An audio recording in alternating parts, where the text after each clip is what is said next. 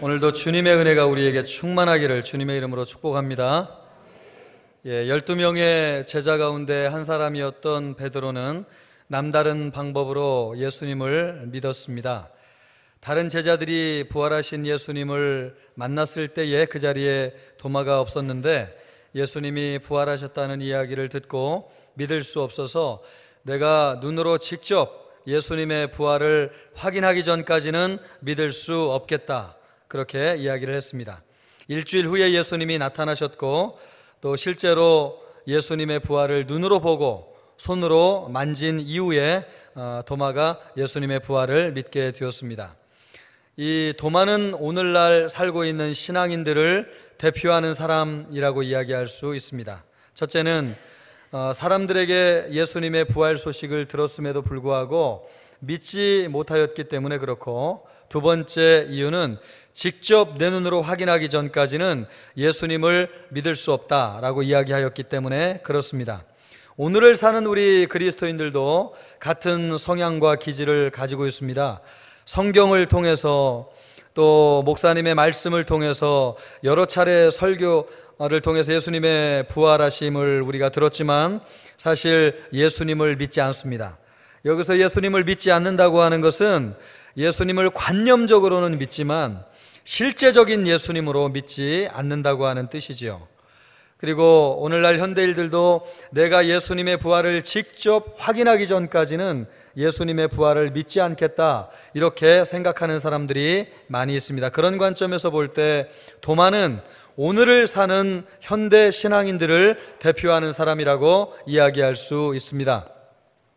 이 도마는 예수님이 갈릴리에서부터 사역하실 때 함께한 사람이었습니다.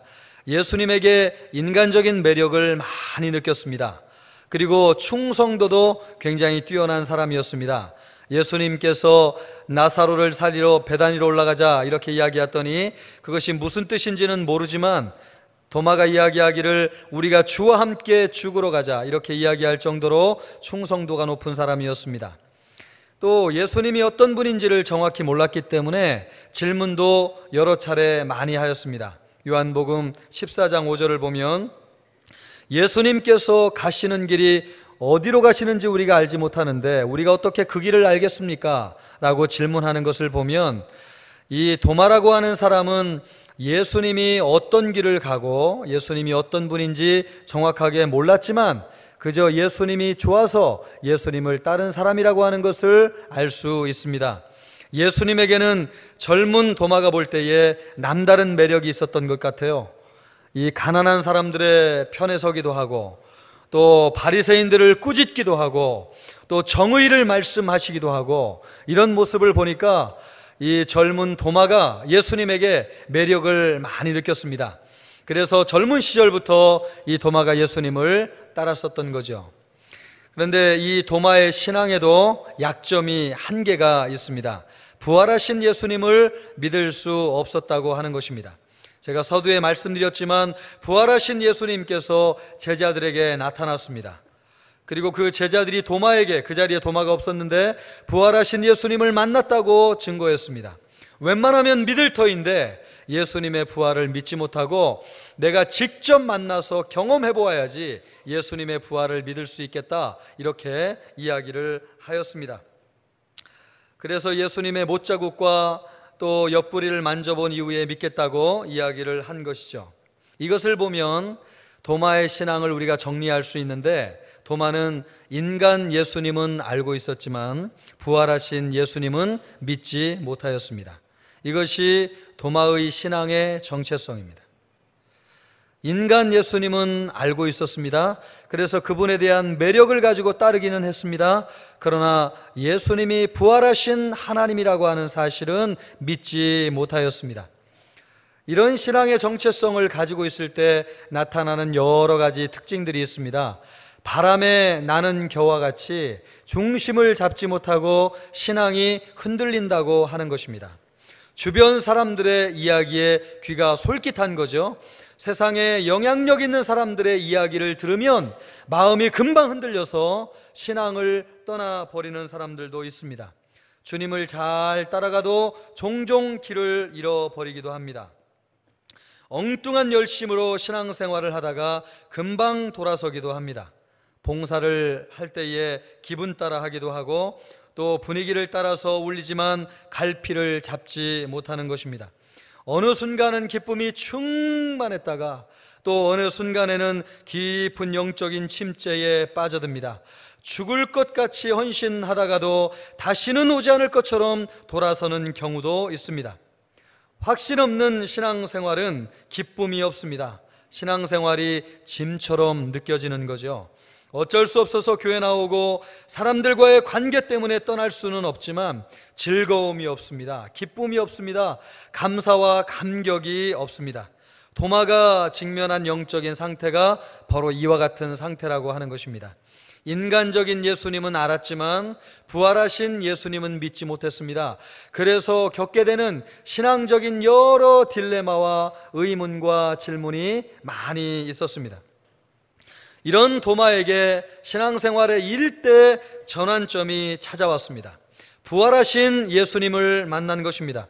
부활하신 예수님께서 눈에 나타났습니다. 그리고 말씀하시기를 내 손을 내밀어서 내 손을 보고 또 내 손을 내밀어서 내 옆구리를 만져보라. 그리고 믿음 없는 자가 되지 말고 믿는 자가 되라. 할렐루야. 주님이 우리에게도 같은 말씀을 하고 계신 줄로 믿습니다. 여러분 다 부활하신 예수님을 믿는 은혜가 있기를 바랍니다. 주님이 우리에게 그렇게 축복하고 계신 줄로 믿습니다. 정말 부활하신 예수님이 나타났을 때에 도마가 눈이 확 띄었습니다. 웬만하면 그 자체로도 믿을 텐데 정말 손을 내밀어서 예수님의 손자국을 만져보고 옆구리에 난 창자국을 만져보고 예수님이 전에 알던 그분이라고 하는 것을 확신하고 그분이 정말 장사 지내고 죽은 줄 알았는데 정말 부활하셨다고 하는 것을 확신하였습니다. 도마의 눈에 예수님의 부활은 역사적인 사실이었습니다. 예수님의 부활은 역사적인 사실인 줄로 믿습니다. 도마를 통해서 주님이 우리에게 주기를 원하는 사실은 예수님은 실제로 부활하셔서 우리에게 부활하신 분으로 나타나셨다라고 하는 사실입니다.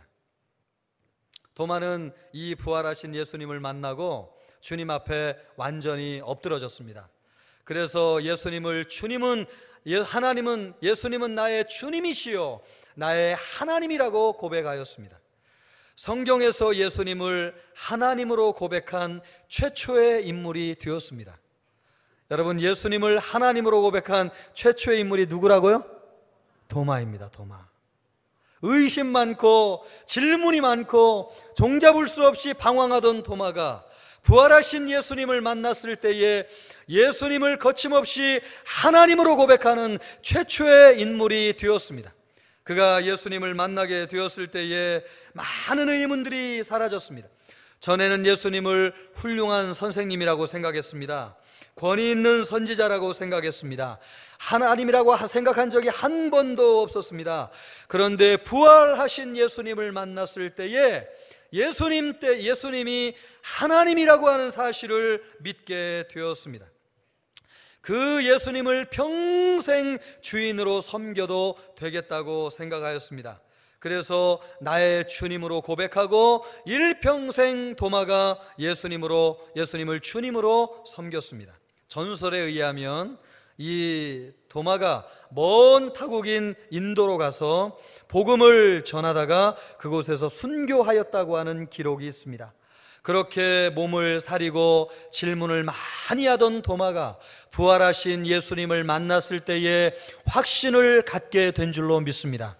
뒤를 돌아보지 않고 무엇을 위해서 살아야 되는지, 어디로 가야 되는지, 무엇을 위해서 자기의 인생을 드려야 되는지 분명하고 확신 있게 깨닫게 되었습니다. 부활하신 예수님을 만났기 때문에 그렇습니다. 예수님을 만날 때에 도마의 눈이 확 띄었습니다. 예수님을 만났을 때에 도마의 생각이 바뀌었습니다. 시각도 바뀌었습니다. 사물과 사람과 역사와 인생을 생각하는 관점이 완전히 새로워졌습니다. 가치관도 바뀌었습니다. 부활하신 예수님을 만났을 때에 그 여파가 얼마나 컸는지 마치 도마의 인생에 대지진이 일어나는 것처럼 엄청난 변화가 일어났습니다. 부활하신 예수님을 처음 만났을 때의 도마의 의식에서 일어난 가장 큰 변화는 온 우주의 중심에 예수님이 계시다고 하는 생각이었습니다. 온 우주의 중심에 예수님이 계시다고 하는 것을 깨달았습니다.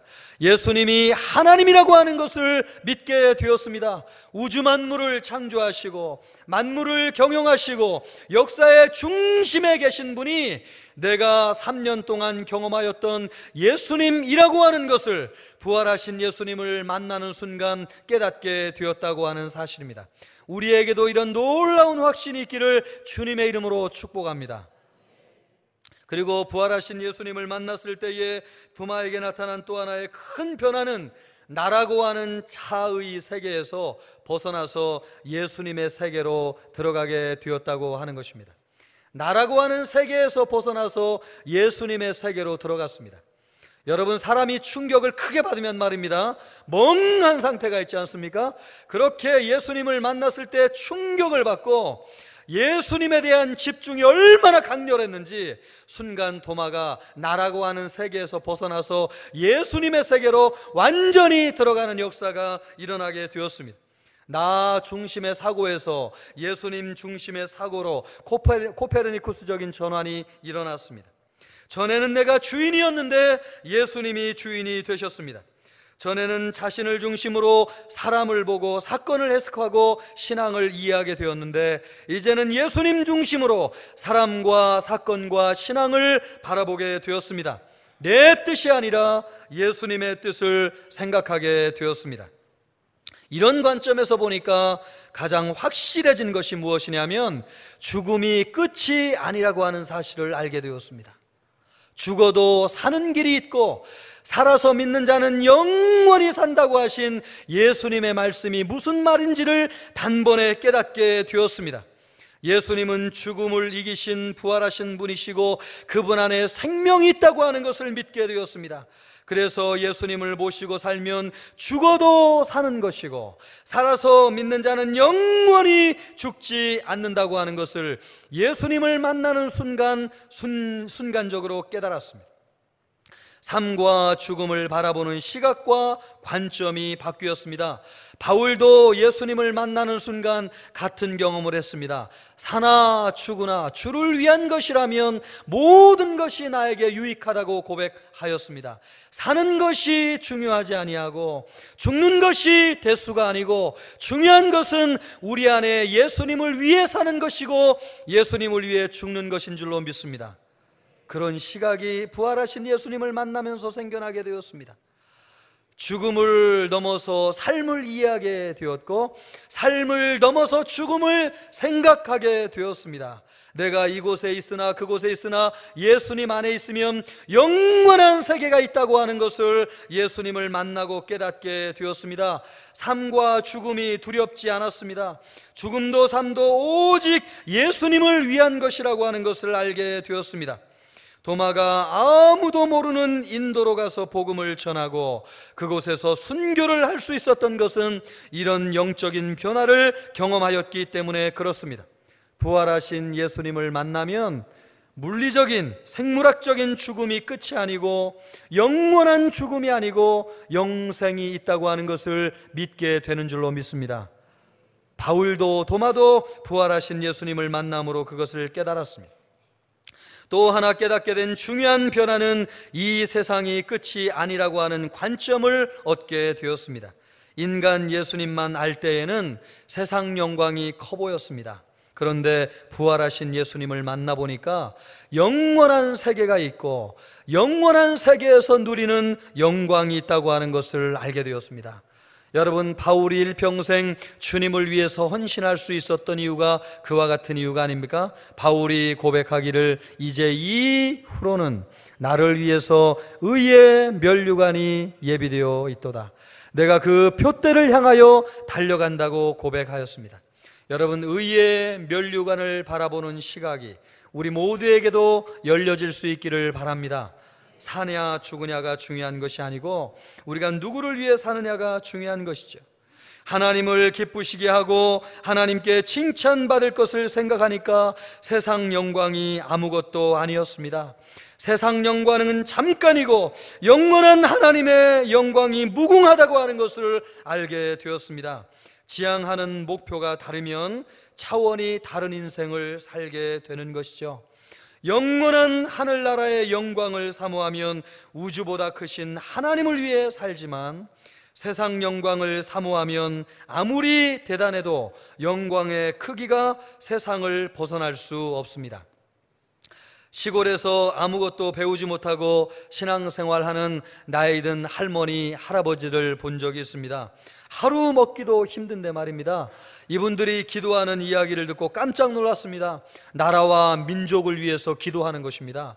모든 세계 열방이 회개하고 예수님의 품으로 돌아오기를 위해서 전 세계 선교사들을 위해서 기도하는 기도 소리를 들었습니다. 여러분, 시골 한 귀퉁이에서 아무것도 배우지 못한 할머니, 할아버지들이 어떻게 전 세계를 바라보면서 기도할 수 있습니까? 어떻게 이런 것이 가능합니까?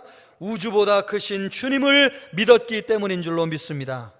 영원하신 하나님, 그리고 우주보다 크신 하나님을 믿는 사람은 생각이 커지고 시야가 넓어지고 관점이 놀랍게 변화되는 줄로 믿습니다. 마음이 넓어지는 거죠. 마음의 용량이 커지는 것입니다. 예수님이 하나님이라고 하는 것을 깨닫게 되고, 하나님은 우주에 창조하시고 또 우주를 경영하시는 분이라고 하는 것을 믿는 사람은요, 주인처럼 우리의 생각도 마음도 넓어지게 되는 것입니다. 그래서 시골 할머니들도 전 세계를 위해서 기도하고 우주를 위해서 기도하게 되는 것입니다. 사람은 많이 배운다고 생각이 넓어지는 것이 아니고, 많이 가졌다고 큰 부자가 되는 것이 아닙니다. 영원하시고 위대하시고 우주보다 크신 하나님을 만나고 경험하게 될 때에 큰 부자가 되고 마음이 넓어지고 지경이 넓어지게 되는 줄로 믿습니다. 그러므로 하나님이 우리를 키우시는 것입니다. 주님이 우리를 키우시는 것이죠. 그 놀라우신 예수님을 만나는 사람은 아웅다웅 좁은 세계에 갇혀 있지 않습니다. 넓게 바라보고 큰 생각을 하면서 우주를 위해서 기도하고 전 세계 열방을 끌어안는 기도하는 넓은 하나님의 사람이 되는 줄로 믿습니다. 도마가 부활하신 예수님을 만났을 때에 그와 같은 놀라운 비전과 꿈을 소유할 수 있었던 것은 우주보다 크신 예수님으로 그가 믿을 수 있었기 때문에 그렇습니다. 예수님께서는 도마에게 이런 날이 올 것을 예고하셨습니다. 그래서 요한복음 20장을 보면 지금은 너희가 근심하나, 여러분, 도마가 근심하지 않았습니까? 부활하신 예수님을 믿지 못해서. 그러나 내가 다시 너희를 보리니, 부활하신 예수님이 도마를 찾아왔습니다. 그때에 너희 마음이 기쁠 것이요 너희 기쁨을 빼앗을 자가 없으리라. 그날에는 너희가 아무것도 내게 묻지 아니하리라. 예수님이 부활하여서 다시 오실 것인데 그날에는 기쁨이 충만할 것이고 너희가 더는 내게 묻는 것이 없을 것이다. 그 정도로 모든 것이 명확해지고 분명하게 될 것인데 그날이 너희에게 임하게 될 것이다. 여러분, 우리에게도 그날이 임할 수 있기를 주님의 이름으로 축원합니다. 그날이 어떤 날입니까, 여러분? 우리의 신앙의 방황의 종지부를 찍는 날인 줄로 믿습니다. 우리가 의문을 갖고 있는 모든 것들에 대한 해답을 얻게 되는 날인 줄로 믿습니다. 불확실한 시대를 사는 우리에게 가장 명확한 진리를 붙잡는 그날이 되는 줄로 믿습니다. 그날이 언제입니까? 부활하신 예수님을 확실하게 믿고 만나는 날인 줄로 믿습니다. 그 이전의 삶과 이후의 삶은 너무나 틀린 것이죠. 불확실한 시대에 그 부활의 예수님을 만나게 될 때에 우리는 새로운 것을 보게 될 것입니다. 같은 사람을 만나도 새로운 관점으로 인생을 바라보게 될 것입니다. 우리의 목표와 인생관이 틀려지게 될 것입니다. 젊은 아이들이 꿈을 꾸게 될 것이고 말입니다. 어르신들이 환상에 사로잡히게 될 것이고 젊은이들이 인생을 주님을 위해서 헌신하는 위대하고 놀라운 결단이 이루어지게 될 것입니다. 그런 순간이 언제 찾아옵니까? 그날을 경험하게 될 때에 우리 주님이 진짜구나, 우리 주님이 정말 확실한 분이시구나, 우리 예수님께서 하나님이시구나, 이런 확신을 갖게 되는 그날, 여러분, 우리 인생에 일대 지진이 일어나게 되는데 내가 이전과는 틀려졌다고 하는 것을 경험하게 되실 거예요. 그 놀라운 은혜가 얼마나 위대하고 큰지를 경험할 것입니다. 도마가 부활하신 예수님을 통해서 그날을 경험했습니다. 그날의 영광을 보았습니다. 도마는 그날을 경험하고 모든 신앙의 방황에 종지부를 찍었습니다. 더 이상 예수님에게 물을 필요가 없을 정도로 예수님이 분명하고 확실한 분으로 믿어졌습니다. 모든 해답이 부활하신 예수님 안에 있다고 하는 것을 알게 되었기 때문입니다. 도마는 인간 예수님을 알았지만 부활하신 예수님을 믿지는 못했습니다. 그래서 영적인 방황도 하고 깊은 영적인 침체에 빠지기도 했습니다. 그러나 부활하신 예수님을 만나고 그날을 경험하였을 때에 완전히 새 사람이 되었습니다. 이 사람이 그 사람이냐 싶을 정도로 완전히 새 사람이 되었습니다. 이 사람이 그 사람이 되는 것은요, 내가 알던 인간의 예수님이 하나님이신 예수님으로 믿어지는 그 순간 이 사람이 그 사람이 되는 줄로 믿습니다. 옆 사람에게 이야기해 보세요. 당신이 당신입니까? 여러분, 그것을 고백하는 날이 있어야 될 줄로 믿어요. 어느 날 만났어요. 그런데 이 사람이 왜 이렇게 됐나 싶은 거예요. 놀라운 변화의 중심에 누가 계신 것입니까? 부활하시고 영원하신 예수님이 계실 때에 같은 사람도 틀려져요. 같은 사람도요, 표정이 틀려져요. 늘 의심과 불안 가운데 찾아오던 그 사람이 어느 날 해같이 밝은 얼굴로, 여러분 저같이 한번 웃어보시겠습니까? 해같이 밝은 얼굴로. 그 이유를 그 사람만 아는 거죠. 그 중심에 누가 계시기 때문에요? 예수님이 계시기 때문에. 여러분, 신앙은 이 정도로 파워가 있는 것입니다. 주님은 우리에게 시시한 분이 아니잖아요. 수많은 사람을 헌신하게 하고 생명까지도 아끼지 않고 드릴 만큼 강력한 파워와 능력과 권세를 가지신 분이 우리 예수님인 줄로 믿습니다. 주님을 만나면 그날이 우리에게 임하는 것입니다. 성경을 보면 말입니다, 이 그날이라고 하는 표현이 구약부터 요한계시록까지 등장해요. 그날의 중심에 누가 계세요? 예수님이 계세요. 이 예수님을 만나는 사람은요, 우주적인 역사에도 그날이 임하지만 우리 개인의 인생에도 그날이 임하는 줄로 믿습니다. 우리 자녀들의 인생에도 그날이 임할 수 있어요. 우리 교회의 인생에도 그날이 임하게 되는 줄로 믿습니다. 그 중심에 누가 계실 때요? 예수님이 계실 때요. 어떤 예수님? 인간 예수님, 내가 알고 있었던 예수님이 아니고 부활하신 진리이신 하나님이신 예수님이 계시게 될 때에 그와 같은 놀라운 일들이 일어나게 되는 것입니다. 저는 목회를 하면서 수많은 사람을 만났습니다. 정리하면 두 종류의 사람으로 나눌 수 있습니다. 예수님을 인격적으로 만나서 믿는 사람이 있고 관념적으로 예수님을 믿는 사람들이 있습니다. 전자의 사람들, 예수님을 인격적으로 만난 사람들은 질문이 별로 없어요. 그런데 관념적으로 예수님을 믿는 사람들에게는 질문이 항상 많아요. 이것이 무엇을 묻지 말아야 된다는 것을 이야기하는 것이 아닙니다. 자신의 존재를 끊임없이 확인하는 질문을 한다는 뜻입니다. 마치 여러분 부부 사이에 사랑을 확인하듯이 당신이 늘 나를 사랑하느냐고 아내가 남편에게 묻듯이 내가 그래서 하도 그 질문을 들으니까 당신을 정말 사랑한다고 한번 이야기하는 것으로 끝납니까? 끝나지 않습니까? 평생이 대답을 해야 돼요. 여보, 당신을 사랑한다니까? 당신을 정말 사랑한다니까? 이렇게 이야기해도 죽을 때까지 우리 남편들이 이 대답을 해야 주어야 될 줄로 믿습니다. 여러분, 이 대답이 뭐예요? 이 질문이 아닌 거죠. 이거는 사랑을 확인하는 거죠. 확인하는 거. 남편의 밑바닥에 정말 내가 있는지를 확인하는 거예요.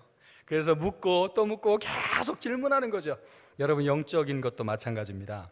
구원의 확신이 없으면 자꾸만 질문하게 돼요. 그리고 의심을 하게 되는 것입니다.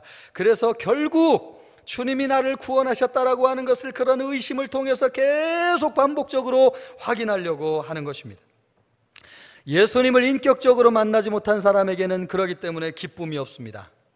여러분, 끊임없이 사랑을 확인하는 사람은 왜 그렇습니까? 불안하기 때문에 그렇습니다. 이 관계가 언제 깨질지 몰라서 두렵고 초조합니다. 매일 확인하지 않으면 불안해서 견딜 수가 없는 거죠. 안타까운 것은요, 안달하면 할수록 상대방은 더 멀리 도망간다고 하는 것입니다. 우리가 무엇인가를 지속적으로 확인하려고 하면 할수록 우리의 확신은 점점 멀어지게 될 것입니다. 그러나 이 모든 의심이 일거에 해결되는 길은 그날에 만난, 도마가 만난 예수님을 우리가 확신하고 만나는 길인 줄로 믿습니다. 예수님을 만나면 그런 것들을 확인할 필요 없어지는 거죠. 예수님, 부활하신 예수님을 만나지 못해서 끊임없이 묻게 되는 신앙적인 질문들이 어떤 것들이 있습니까? 꼭 예수님을 믿어야지 구원을 얻습니까? 어떤 종교든 열심히 신앙생활하면 구원을 얻는 것이지 꼭 교회만 나가야 됩니까? 왜 신앙인들은 그렇게 편협합니까? 이런 질문을 많이 하는 것을 들을 수 있습니다. 그러나 부활하신 예수님을 만나면 이 모든 것에 해답을 얻게 되는 줄로 믿습니다. 하나님께서 예수님 외에 구원 얻을 만한 다른 이름을 아무에게도 주지 않은 줄로 믿습니다. 부활하신 예수님을 만나면요, 또 다른 구원자가 있을 수 없다고 하는 것을 명확하게 깨닫게 되는 거죠. 이것은 논리적으로 그리고 이성적으로 이해하는 것이 아닙니다. 도마도 바울도 이런 것을 묻지 않았습니다. 부활하신 예수님을 만나고 믿는 사람에게는 더 이상 이런 질문이 필요 없습니다. 예수님만이 유일한 구원자라고 하는 것을 깨달아 알기 때문에 그렇습니다. 또 어떤 사람은 11조는 꼭 해야 됩니까? 어디 성경에 11조 하라는 말이 있습니까? 말라기에 기록된 것은 구약이지 않습니까? 예수님이 11조 하라는 말씀 하지 않았는데 왜 교회와 목사님은 11조 하라고 가르치고 있습니까? 오늘날 많은 젊은이들이 SNS를 통해서 이런 질문을 던지고 있는 것을 보게 됩니다. 여러분, 부활하신 예수님을 만나게 되면 그분이 얼마나 존귀한 분이신지 10의 1조뿐만 아니라 우리의 전생애를 드려도 아깝지 않다고 하는 것을 깨닫게 되는 줄로 믿습니다. 부활하신 예수님을 만나면요, 우리 주님이 얼마나 존귀한 분인지를 알아요. 제자들이 향유옥합을 깨뜨려서 예수님의 발 앞에 쏟는 여인을 만류하면서 이것을 가난한 자에게 나눠주면 너무 좋았을 텐데 그렇게 이야기했지만 예수님께서 여인의 헌신을 받아주셨습니다. 주님이 어떤 분이에요? 물질보다 존귀한 분이신 줄로 믿습니다. 우리의 생애를 들여서 섬길 만큼 가치 있고 존귀하고 영광스러운 하나님이신 줄로 믿습니다. 부활하신 예수님을 만난 사람은 물질을 통해서 그런 신앙 고백을 하는 사람이신 거죠. 그래서 여러분, 예수님을 믿게 되면 이런 모든 질문들이 얼마나 의미가 없는지를 깨닫게 되는 것이죠. 또 사랑하면 되지 왜 혼전순결을 그렇게 강조하십니까? 사랑이 중요한 것이지 혼전순결이 무엇이 그렇게 중요합니까? 교회는 너무 보수적인 것 같습니다. 깊이 들어가 보면 많은 기독교인들이 세상적인 가치관과 타협해서 거룩하지 못한 삶을 살고 있는 것을 보게 됩니다. 이런 질문도 부활하신 예수님을 만나게 되면 명백한 해답을 얻을 수 있습니다. 예수님이 존귀한 것처럼 예수님을 믿는 나도 존귀한 사람이라고 하는 것을 깨닫게 되고, 아무에게 허락 없이 내 몸을 줄 수 없다고 하는 것을 깨닫게 돼요. 내 몸이 주님을 모신 성전이라고 하는 것을 믿을 수 있게 되기 때문에 내가 얼마나 가치 있고 소중한 존재인지를 깨닫고, 허락된 법이 안에서만 내 몸과 마음을 줄 수 있다고 하는 것을 확신하게 되는 것입니다. 그래서 몸을 정결하게 하고 마음을 정결하게 하게 되고, 하나님께 드리고 허락된 범위 안에서만 내 몸과 마음을 줄 수 있다고 하는 것을 알게 되는 것입니다. 주님을 만나면 이 모든 것을 이해하게 되는 것이죠. 또 요즘 동성애 논쟁이 뜨겁습니다. 미국 대법원이 지난주에 5대 4로 동성애가 합법적인 결혼이라고 인정하는 판결을 내렸습니다. 미국 안에 공식적으로 300만 명의 동성애자들이 합법적인 결혼한 부부로 호적에 올라가게 되었다는 이야기를 들었습니다. 남자든 여자든 누구든 사랑하면 되지, 굳이 사람이라고 하는 관점에서 사랑을 이해해야지 남자 여자 왜 차별하고 구변하느냐, 기독교는 무식한 종교가 아니냐, 편협한 종교다, 이렇게 기독교를 공격하는 많은 젊은 사람들이 있습니다. 이런 질문도 여러분, 부활하신 예수님을 만나보면 이것이 얼마나 말도 안 되는 질문인지를 금방 확인할 수 있습니다. 동성애가 얼마나 심각하게 하나님을 대적하는 죄인지를 알 수 있습니다. 남자와 여자를 창조하신 하나님의 창조 질서에 정면으로 배치하고 하나님을 모독하고 하나님을 비웃는 행위라고 하는 것을 부활하신 예수님을 만나게 되면 깨닫게 되는 것입니다. 더 이상의 질문이 필요 없습니다.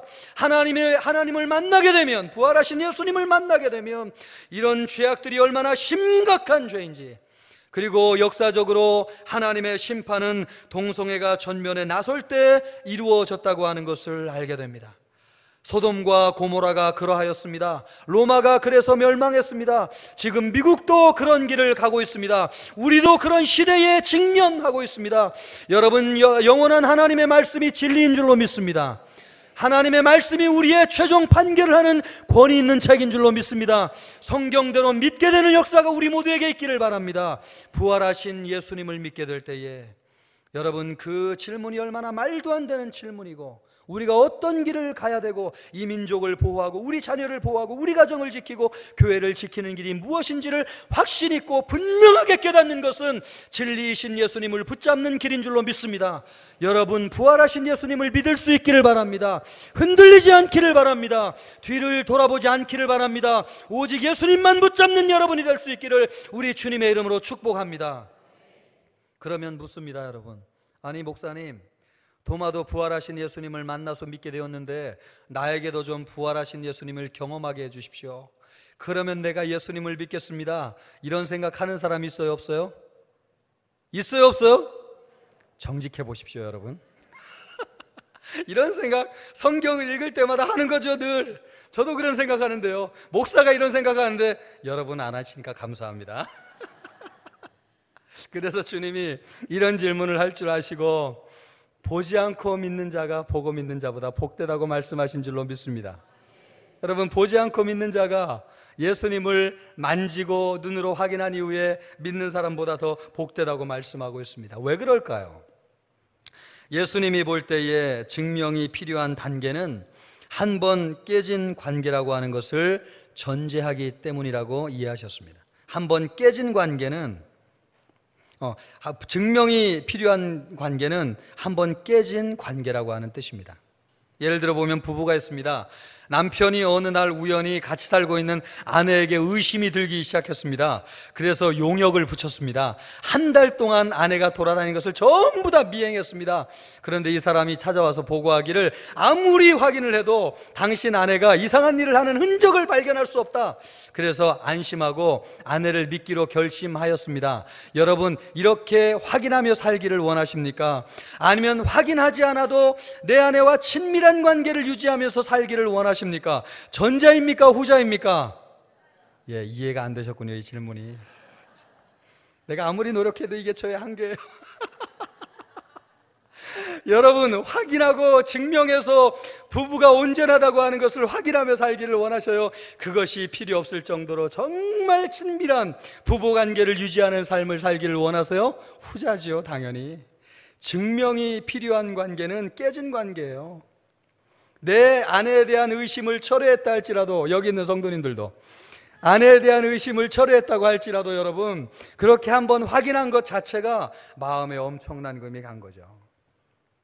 우리 아이들이 예를 들면 부모님이 살아보니까 나하고 외모가 틀려가지고 우리 부모가 진짜 부모인지 의심을 하게 되었다고 생각해 보십시오. 제가 그런 적이 있어서 말씀을 드리는 겁니다. 아니, 우리 어머님이 왜 우리 아버지가 나를 그렇게 때리고 멸시하고 삼형제 중에서 왜 나만 차별하는지 이해할 수가 없었습니다. 그래서 늘 어른들이 그러잖아요. 너는 다리에서 주워왔다고. 저는 그것이 진짜인 줄 알고 내가 다리에서 주워온 아들인 줄 알고, 얘는 정말 내 부모가 어디 계시다고 생각하면서 늘 울고, 내가 능력이 있으면 친자인지를 확인하고 싶었어요. 여러분, 오늘날 기술이 발전해가지고 이 친자를 확인할 수 있지 않습니까? 여러분, 이렇게 부모를 확인하고 살기를 원하십니까? 아니면 그런 것이 필요 없을 정도로 완전한 신뢰관계 속에서 살기를 원하십니까? 전자예요, 후자예요? 이 정도면 후자라고 얘기해 주십시오, 제발. 이제 더 이상 드릴 예가 없습니다. 여러분 확실하죠? 확실해. 그런 것을 증명할 필요가 없는 관계가 좋은 거죠. 드라마를 보면 온통 그런 것만 나오잖아요. 뭐 머리카락 갖다가 검사하고 그것 때문에 갈등 생기고 오해가 불러이고 수많은 고통을 당하다가 드라마 끝날 때 화해가지고 울고, 그것 없이 사는 삶이 축복인 줄로 믿습니다. 예수님이 그거예요. 예수님이 볼 때에 이 도마의 신앙은 한 번 깨진 관계를 법원에서 회복한 관계라고 주님이 이해하시는 것입니다. 3년 동안 예수님께서 제자들에게 정성을 다했잖아요. 하나님이시라고 하는 것을 분명히 나타내셨잖아요. 그리고 내가 죽고 3일 만에 부활할 것을 예수님께서 누누이 제자들에게 이야기했고 도마에게도 이야기했잖아요. 그런데 예수님이 부활하신 이후에 예수님을 믿었다고 하는 사실 자체가 사실은 예수님이 기분 나쁜 거죠. 기분 나쁜 거죠. 내가 그렇게 얘기했는데. 그래서 여러분, 보지 않고 믿는 것이야말로 정말 복된 것인 줄로 믿습니다. 더 이상 증명이 필요 없는 관계예요. 그냥 그분이 진짜인 거예요. 여러분, 가타부타 설명을 할 이유가 없어요. 역사적으로 보니까 그분이 부활하셨고 오셨고 이런 말이 필요 없는 관계가 좋은 관계예요. 그냥 예수님이 주님이세요. 예수님이 하나님이세요. 그분에게 내 인생을 올인할 수 있어요. 더 이상 질문이 필요 없어요. 우리 모두 그런 날을 맞이할 수 있는 우리 모두가 되시길 주님의 이름으로 축복합니다. 우리 교회 성도들도 한 명도 예외 없이 그날을 경험할 수 있는 사람이 되면 좋겠습니다. 예수님께서 누구나 그날을 경험할 수 있는 공평한 원리를 우리에게 제공해 주셨습니다. 제가 어릴 때에 칡뿌리를 캐서 먹은 적이 있거든요. 이 칡을 말입니다, 잘근잘근 씹으면 처음에는 무슨 맛인지 나지 않아요. 그런데 산에서 내려올 때까지 입이 새카매질 때까지 이 칡뿌리를 계속 씹으면 그 맛이 얼마나 단지, 나중에는 칡 향이 온몸에 퍼져질 정도로 그 칡이 맛있습니다. 여러분, 묵상은 그와 같은 것입니다. 묵상이라고 하는 게 뭐예요? 하나님의 말씀을 되새기고 되뇌어서 이 말씀이 내 안에 구체화되고 눈에 보일 정도로, 가시적으로 보일 정도로 분명해지는 것이 묵상이에요. 이번 주간 부활하신 예수님을 묵상하는 여러분이 되시기를 주님의 이름으로 축복합니다. 부활하신 예수님을 말씀대로 묵상하면 부활하신 예수님이 내 눈안에 너무나 분명하게 나타나실 정도로 구체적으로 보게 되는 순간이 우리에게 오게 될 줄로 믿습니다. 믿어지지 않으면 주님 앞에 기도하세요. 정직하게 반응하세요. 주님, 나는 인간 예수님은 알지만 부활하신 예수님은 믿을 수가 없습니다. 나를 불쌍히 여겨주시옵소서. 주님이 뭐라고 말씀하고 있습니까? 그날에는 너희가 아무것도 내게 묻지 아니하리라. 그날에는 너희 마음의 기쁨이 충만하리니 이 기쁨을 너희에게 빼앗을 자가 없느니라. 그날에는 무엇이든지 구하라. 그리하면 받으리니 너희 마음의 기쁨이 충만하리라. 이와 같이 우리 기도의 응답을 통해서 그날이 우리에게 임하고 영원하신 예수님이 하나님이라고 하는 것을 믿음으로 말미암아 우리 인생의 놀라운 확신 가운데 승리하는 우리 모두가 되실 수 있기를 우리 주님의 이름으로 축복합니다. 기도하겠습니다. 이 시간 우리 기도할 때에 여러분, 부활하신 예수님을 확신할 수 있게 해달라고 기도할 수 있기를 바랍니다. 도마도 그런 의심 가운데 있었지만 부활하신 예수님을 만났을 때에 확신하게 되었고 그의 인생에 새로운 지평이 열리게 되었습니다. 주님, 우리에게도 그런 은혜와 축복을 허락하여 주시옵소서. 그와 같은 제목으로 기도하겠습니다. 기도합니다. 하나님 아버지, 이 시간 주님이 우리